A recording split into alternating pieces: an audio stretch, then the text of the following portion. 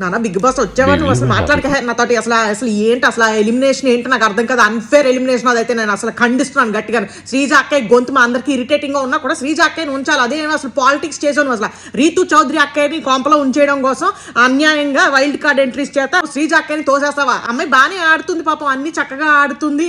గొంతు ఒకటే కొంచెం ఇరిటేటింగ్ గా ఉంటుంది అనుకో, కానీ మేము భరించేస్తున్నాం. సైలెన్సర్ వేసుకున్నాం చెవులకి, సైలెన్సర్ వేసుకుని మరి మేము శ్రీజ అక్కయ్య వాయిస్ అంతా కూడా భరిస్తున్నాం. అలాంటిది నువ్వు శ్రీజ అక్కయ్యని ఎలా ఎలిమినేట్ చేసేసి రీతు చౌదరి అక్కయ్య కోసం మాకు ఇలా అన్యాయం చేస్తామని మేము అనుకోలేదు. అయినా కూడా వైల్డ్ కార్డ్ ఎంట్రీస్ అందరినీ ఎక్కడి నుంచి అట్టుకుని వచ్చావు. అందులో మాకు చిట్టి పీకిల్స్ తప్ప, అలాగే మా దివ్యల మాదిరి రాజా గారు తప్ప ఇంకెవరు తెలియదు. అందుకని మేము వాళ్ళిద్దరిని సపోర్ట్ చేసేసుకుంటాం అంతే. ఇంకా నువ్వు ఏమైనా కూడా వరస్ట్ గా ఎలిమినేషన్ చేసావు, అన్ఫేర్ ఎలిమినేషన్. అంతే శ్రీజ అక్కయ్యని ఎలిమినేట్ చేయడం అనేది చాలా అన్యాయం.